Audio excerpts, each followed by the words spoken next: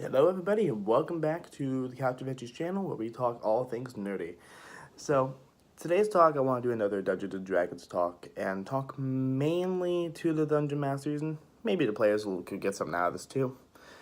I want to talk about the aptly named Rule of Cool. Now, for those of you who are new to the game and probably have never heard this term in your life, let me dumb it down for you. Basically, what it means is if the rules say one thing, but a player wants to do another thing that's really cool, for the sake of the story, you forego the rules. So let's say what's a good example?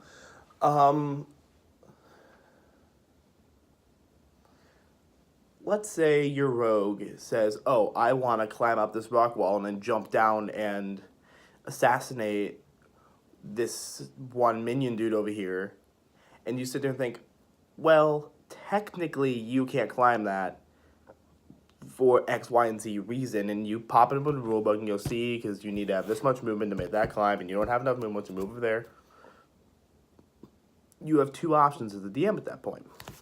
One, ignore the rules and just let him do it because it's cool.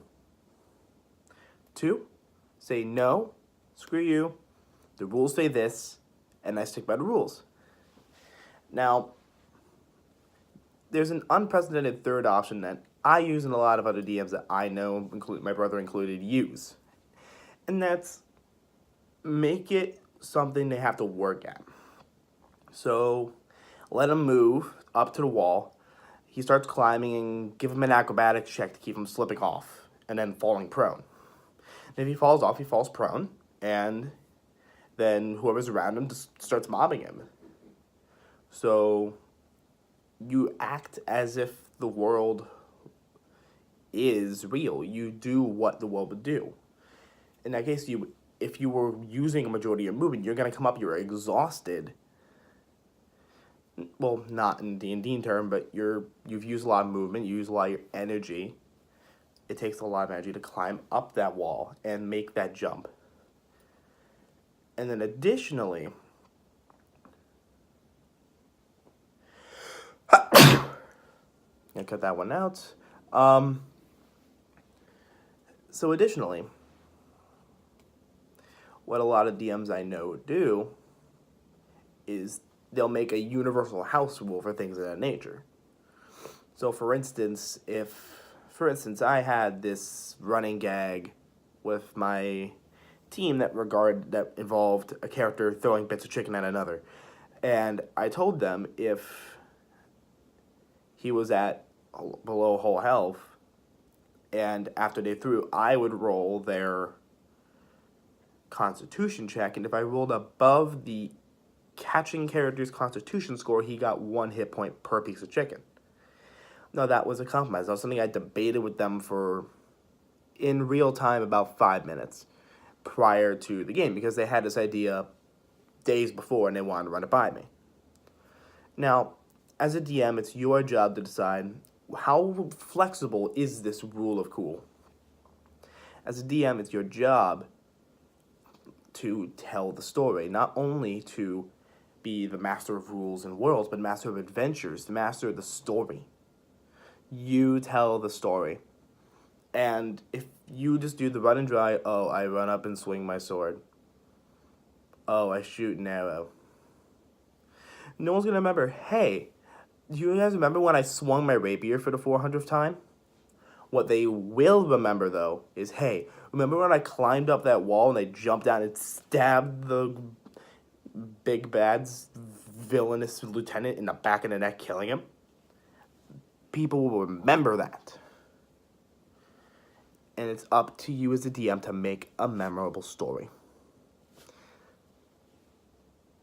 As a dungeon master, it's your job to not only create a world and create a story, but it's up to you to create colorful movement, colorful characters. Now, like going back to the combat example, if I swing my sword, I shoot my arrow for the 100th time, another little idea that I came up with myself was the thought of cooperative kills, cooperative executions, if you would. My players, I will, if they are flanking an opponent, so let's say I have my barbarian and my cleric flanking a goblin, like I had in a game a couple weeks back. And I'll say, with that advantage in mind, one of them hits, I'll say, okay, you kill him. If I'm like 1 or 2 health, and I'm basically like, okay, they're gonna kill him, I'll say, okay, you kill them regardless. What do you want to do as an execution? I let them discuss if they want to do cooperative or not. And to do a cooperative, and they tell me what they want to do, I may have to make a series of rolls to see how it goes. So for instance, one of them wanted to take his axe, lay it down, the other one throw the goblin onto the axe. Now, a little brutal, but it kept it interesting. So I didn't have the guy holding the axe make any checks, because that's easy, you just hold the axe on the ground.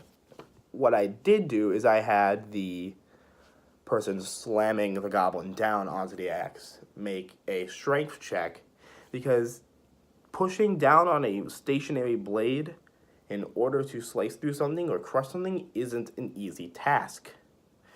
You have to take advantage of that. You have to be careful doing things like that as the DM, and you have to think, is this challenging enough?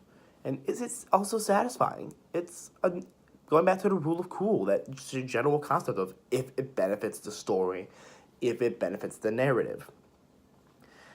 If it's cool, just let it slide.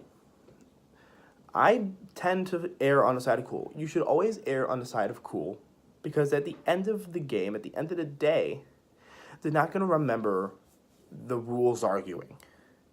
If they do remember the rules arguing, you have a serious problem on your hands. What you will remember as a player are those big character moments, and B, those big cinematic battle moments, those big cinematic social encounters, everything that happened.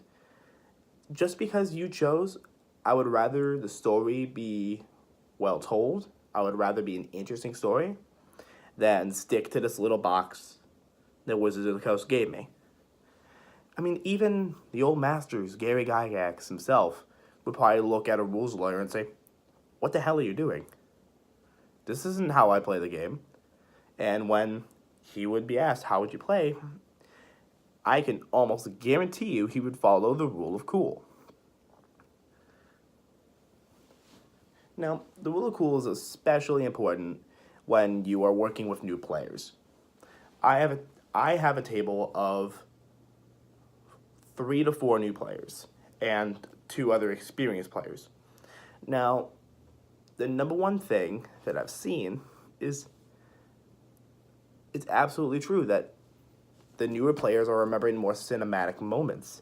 They're not really remembering the big plot hook. They're not remembering this and that, which is a problem in and of itself. I'll discuss in a later video. But the biggest problem isn't that. It's keeping them engaged in the fights, in the encounters. I cannot count the amount of times I play online, I play over Discord, so I can't count the amount of times that during combat, when they're not going, I'm hearing Discord clicking in the background, or I'm hearing laughing, or text message, whatever. And I discussed with them. I said, hey, what's the issue? And they said, plain and simple, they just weren't engaged when it wasn't their turn.